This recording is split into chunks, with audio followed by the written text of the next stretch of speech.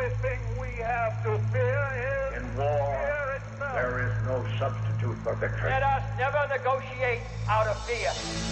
We stand undivided, forever united, fighting hand in hand for the liberty we've earned, for glory and honor, for our sons and daughters, ever mindful of the lessons we've learned. Let the torch of freedom burn.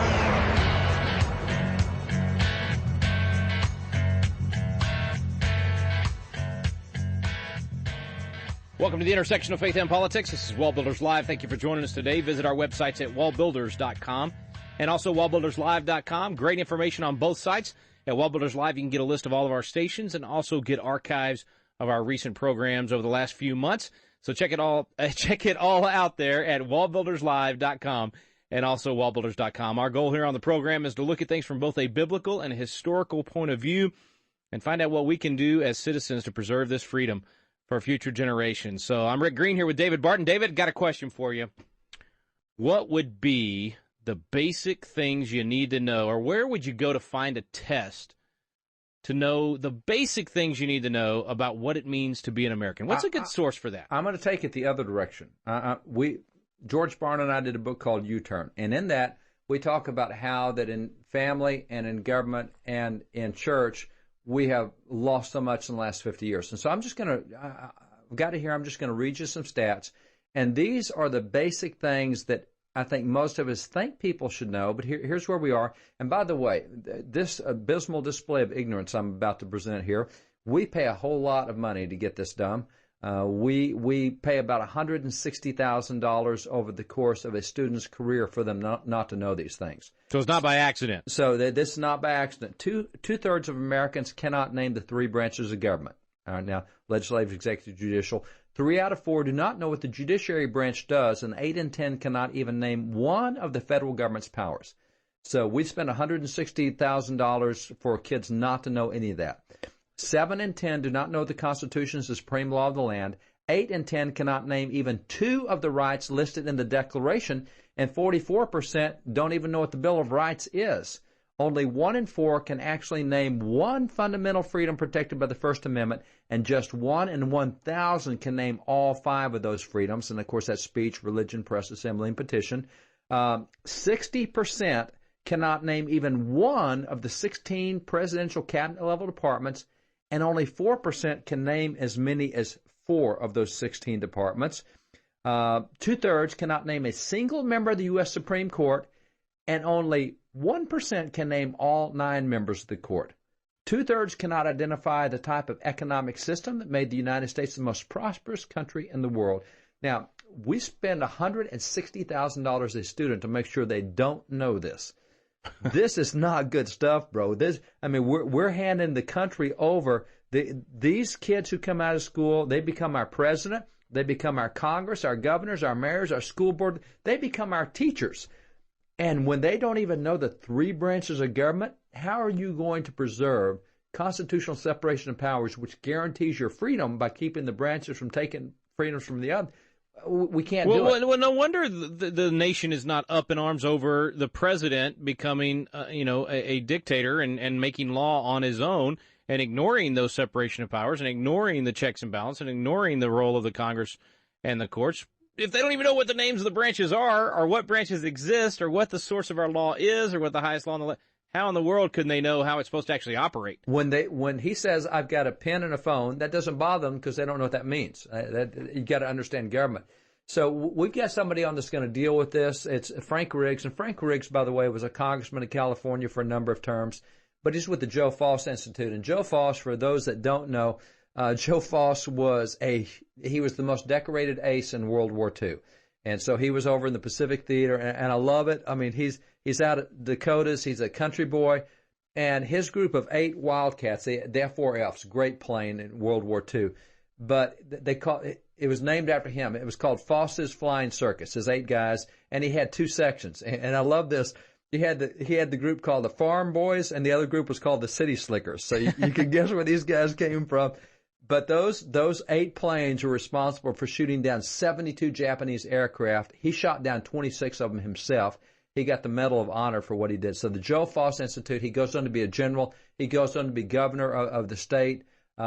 Great guy. He's now headed deceased. up the American Football League for a while. Yes, he did. He headed up the AFL. Sure did. Headed up the AFL. So good guy. But Joe Foss Institute is really pushing civics awareness.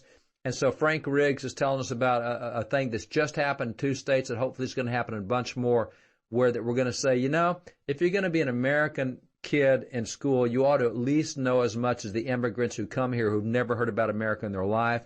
They have to pass a test. So here's the deal. Before you can get out of high school, you have to at least pass the same test immigrants have to pass, and they came here knowing nothing about America. And there you go. That's that basic test we were getting. That's right. Just the basics. I mean, this just is the not basics. That tough. And the Joe Foss Institute has I think, a brilliant idea, and it's already being taken up across the country. Frank Riggs is going to be with us to tell us about it. We'll be right back on WallBuilders Live.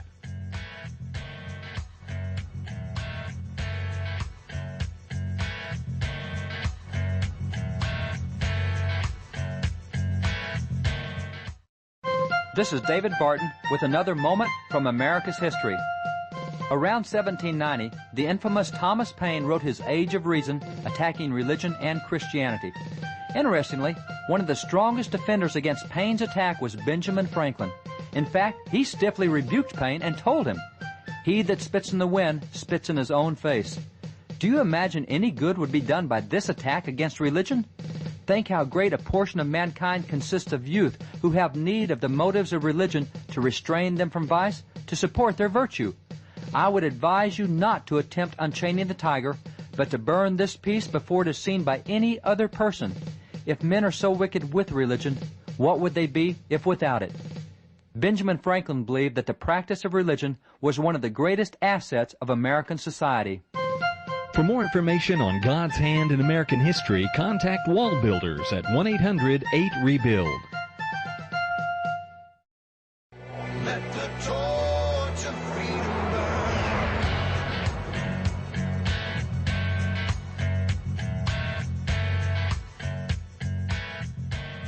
Welcome back. Thanks for staying with us here at the intersection of faith and politics. WallBuilders Live with David Barton and Rick Green. Our guest today is Frank Riggs. He's the president and CEO of Foss Institute.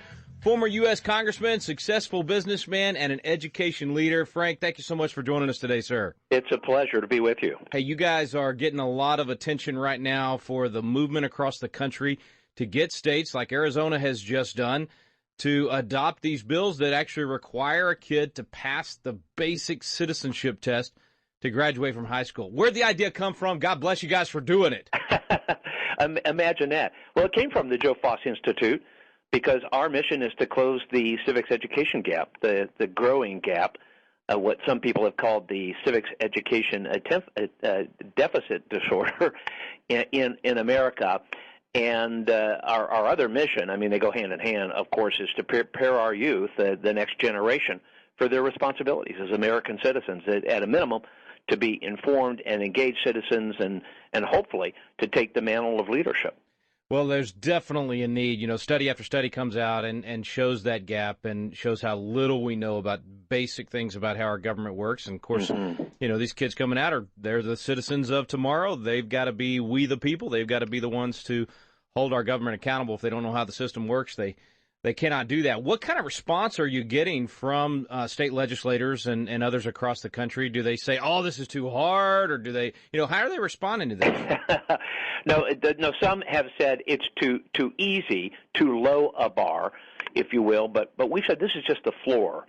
I mean, the purpose of the U.S. Citizenship Civics Test, as you pointed out, the same test that immigrants have to take in order to become U.S. citizens, is to ensure a fundamental level of teaching and learning, a fundamental knowledge of American history and government, because we argue that it is it's a national imperative, and it's the most important subject that a young person graduating high school must know. I mean, they're obviously about to turn, if they haven't already, but turn 18, become legal adults, hopefully register to vote. In the case of young men, they still have to register for the selective service system, the draft.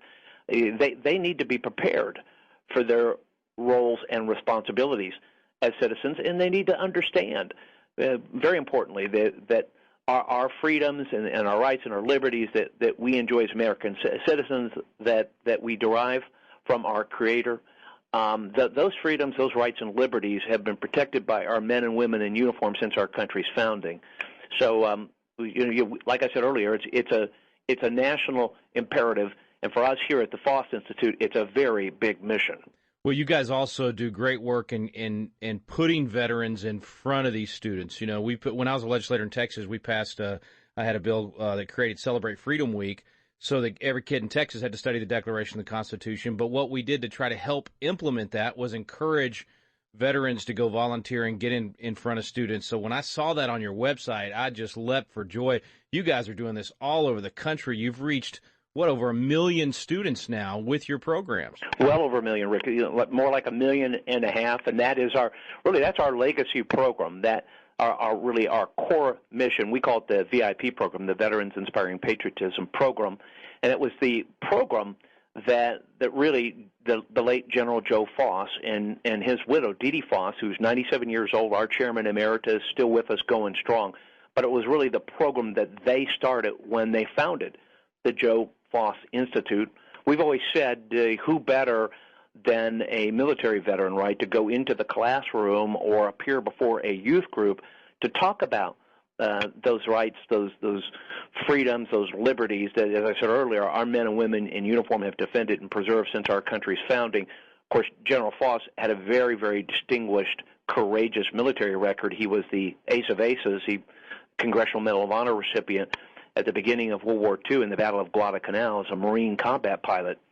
But really, veterans are the backbone of our organization. I'm a veteran myself, and we're very proud of the role that veterans through our organization can play in helping to close that civics education gap. So I would welcome our listeners, especially those that are volunteers, to find out more about us. Consider volunteering in our programs, because it has been a source of immense satisfaction for our most dedicated volunteers. JoeFossInstitute.org is the website, folks. You can sign up there, and if you're not a veteran, get the link and send it to some friends of yours that are, and send it to your local school districts, public, private, charter, all of them, and get them to participate in this. I can't think, Frank, there's no better way for a student, for the light bulb to come on, and for them to realize that sitting in that chair and enjoying this freedom that we enjoy, it isn't free, that there is a price that's paid. There's no better way for that to happen, for them to really understand that, than a veteran standing right in front of them saying, hey, I was willing to go die for you.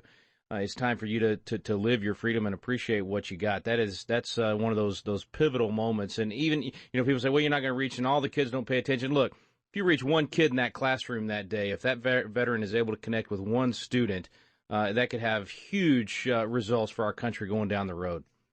That's so true. And in fact, we can recite many cases where young people or, an individual student or a classroom has adopted a vet, that veteran has inspired young people, just as you say, to take a closer look and hopefully develop an in-depth appreciation of the time-honored patriotic ideals of service and sacrifice on our nation's behalf that veterans obviously represent.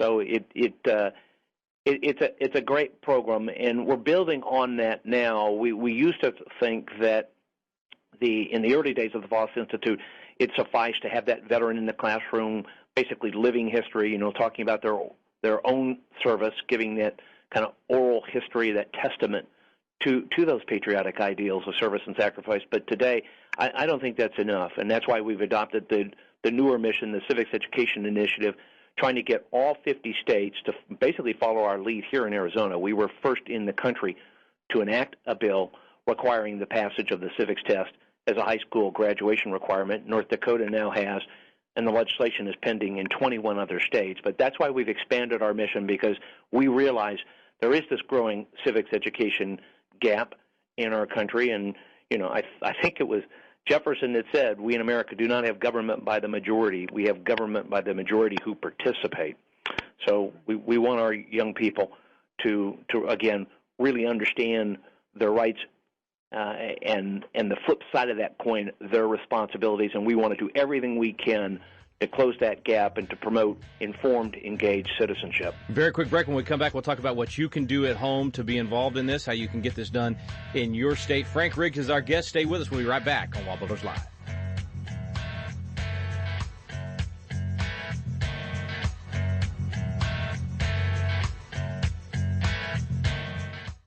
This is David Barton with another moment from America's history. The Pennsylvania Supreme Court recently overturned the jury sentence of a man convicted of the brutal murder of a 71-year-old woman because the prosecuting attorney had mentioned a Bible verse in the courtroom. Yet consider what happened in the 1778 case, Respublica versus John Roberts. Thomas McKean, a signer of the Declaration of Independence, was the Chief Justice of that court, and addressing John Roberts after the jury had sentenced him to death for treason, McKean told him, "You will probably have but a short time to live. Before you launch into eternity, it behooves you to repent of your evil deeds, to be incessant in prayers to the great and merciful God to forgive your manifold transgressions and sins, to teach you to rely upon the merit and passion of a dear Redeemer." This prominent founding father actually delivered a salvation message to the defendant in the courtroom. For more information on God's hand in American history, contact WallBuilders at 1-800-8-REBUILD. Let the torch of freedom burn.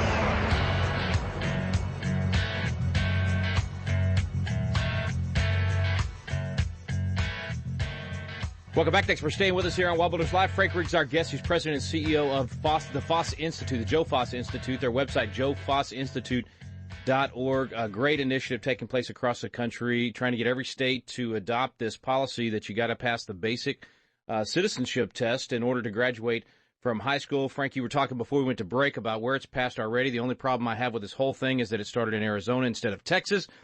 But that's okay, because we're watching Arizona lead in a lot of other areas as well, and we do actually do our Patriot Academy leadership program in Arizona as well. I'm just thrilled with the young people we're finding there in Arizona. So great stuff. You mentioned North Dakota has passed, 21 states considering it now. So folks that would like to see this happen in their state, I assume if a legislator's already carrying it, they can volunteer to help and get word out. But if it's not happening yet in their state, can they get model legislation and take it to their state rep or state senator? They certainly can. We actually have a separate website for the Civics Education Initiative, and it is just that, civicseducationinitiative.com. Lots of information there. Of course, we have a model bill because we truly believe in state and local control in K-12 education. Obviously, elected and appointed leaders at the state and local level are free to modify as they deem appropriate. I mean, for example, North Dakota, in being the second state to enact the legislation patterned after the Civics Education Initiative, increases the passing grade in year two from 60% to 70%. I don't know about you, Rick, but back in the dark ages when I was in school, 60% was not a passing grade. Right. But that is the grade that immigrants must get on the test in order, obviously, to become citizens. But there's lots of information there. We're finding that the Civics Education Initiative is actually kind of taken on a life of its own. It's been growing organically. I mean, we've heard from states, some very, very blue states, that we did not think would embrace the idea, like Massachusetts, like Maryland. And the legislation's moving forward there. It's also been embraced as a good government bipartisan or even nonpartisan idea. I don't think you can say nonpartisan, but bipartisan idea in so many state legislatures across the country that we're really, really encouraged about the prospects for achieving our ultimate goal, which is passage by all 50 states by September 17th, 2017, which is the 230th anniversary of the signing of the Constitution. Oh, that is great. Love it, love it, love it. Pulled up the website while you were talking, and it's got a map right there on the homepage. You can click on your state. It's color-coded, so you can kind of get the status of the initiative in your state and then find out what steps you can take to be a part of it. Man, this is, Frank, this is fantastic. This is the kind of steps we need to take. As you mentioned in the earlier segment, this is sort of, some people said, well, this is not enough, but this is a great first step, and this is the minimum they ought to know when they graduate. And like you said, states can add on to that, or certainly your local school district can expect more of their students, but this minimum has not been met. I mean, these are things that graduates don't know that they need to know. So this is a fantastic place to start. Very, very encouraging to see this happen. We want to encourage our listeners to get involved and take action on this. You said 2017, so they've got this legislative session really, and the next legislative session more than likely in their state if it doesn't get passed this time. That's correct. But we've got a lot of momentum, really a running start, if you will, on this, and we're very encouraged that the great majority of states we're close to half the states already that have embraced the idea, and we believe the others will come on board. Certainly, God bless Texas. It will. I actually had a chance to visit with your former governor, who's now pursuing national ambitions, I believe, a couple of weeks ago, at a conference in Southern California where I spoke about the Civics Education Initiative. So, again, we've got a lot of traction. As people sort of sit up and I think take stock of where we are in this country today, we have, for example, we have a big gala coming up. It's our annual fundraiser on April 19th in Arizona. But our headliner is Jay Leno, who really came up with this. I think he actually called it the jaywalking segment on his Tonight Show. Yeah. But these appalling displays of ignorance. Oh, it woke up and people started realizing just how bad it is. Oh yeah, I mean, you first want to laugh. I mean, you first want to believe that it's all fake, staged. But then you kind of want to laugh. But invariably, I think you cringe when you realize that, as you said earlier, Rick, the service and the sacrifice of our men and women in the military who have defended and preserved those rights and freedoms that we all take for granted or simply don't learn. And really, that ignorance is appalling. And I think our attitude is, if you can't make the effort to have a rudimentary knowledge of how our government works, then don't complain. Yeah. Yeah. No doubt about it. No doubt about it. Well, this is just fantastic that this kind of progress is being made. I think people realize the need is there. They should want to help. And it's something you can help on. This is one of those things where you don't have to just say, well, I hope they do it. You can actually help to make it happen in your particular area. So all of the links, we're going to have them today at our website at wallbuilderslive.com to make it easy, but we'll give them out again real quick. civicseducationinitiative.com. That's where you can go to click on the states and find out the status in your particular state and get involved there. And then joefossinstitute.org. Please go there, contribute, get to know this organization and be a part of this. Get folks in your community involved with it, just doing fantastic work. Frank, God bless you, man. Thanks for your service in Congress, your service to our nation in the military, just all the things you're doing, man. Appreciate your efforts to preserve freedom. I hope we can pass this torch to this next generation and get them educated in these things. Well, likewise here. I very much appreciate this, and we hope we'll hear from our listeners. And this ultimately should be a citizen movement across the country. And like Madison said, a well-instructed people alone can be permanently a free people. Amen. Back in a moment. Stay with us, folks. We'll be back with David Barton.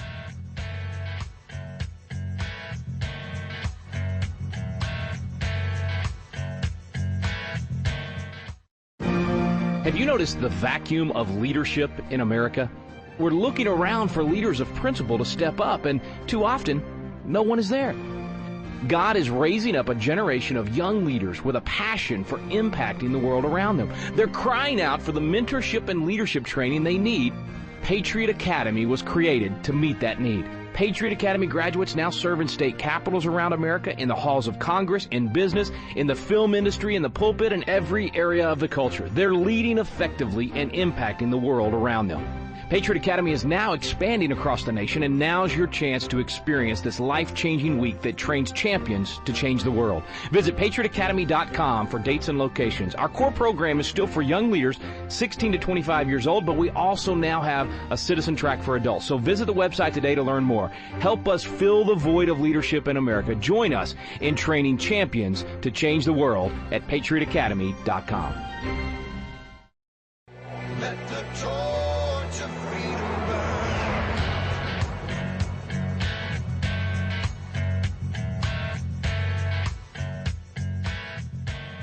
Welcome back to WallBuilders Live. Thanks for staying with us. We're back now with David Barton. David, great stuff, man. I'm really excited about it. I'm sure you could tell during the interview there. I was getting excited. This is great momentum. Well, it's interesting. The critics came out when those two states passed it and said, "Oh no, this is too low a bar. Time out. It's a higher bar than what we got right now. That's What right. do you mean It's it's too moving low in the a bar? right direction. We're moving in the right direction. And I love what he said. That this is the ground floor. This is the floor. And in high school, I used to do high jump and track. And you move the bar up as you go along. And as you get to older classes and you get to be a freshman or sophomore, you keep moving the bar up. But you got to start somewhere. And in training horses, with horses, when you train a horse to jump over a 4-foot barrier, you know how you start? You start them by putting them around put them in a round pen, and you put a 2x4 on the ground and have them jump over a 2x4. Then you change it to a 4x4. Then you make it to a 4x8.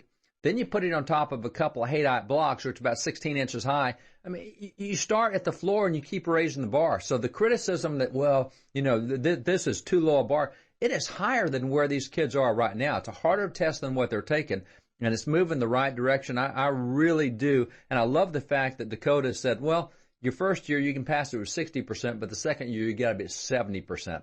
And that's raising the bar. So, I mean, contact your legislator. Go to civicseducationinitiative.com. If your guys already have it in the state, then have your legislator co-sign on this. If they don't have it, have your legislator introduce it. But this is something that really needs to sweep the nation, and I'd love to see it happen, as he said, by 2017.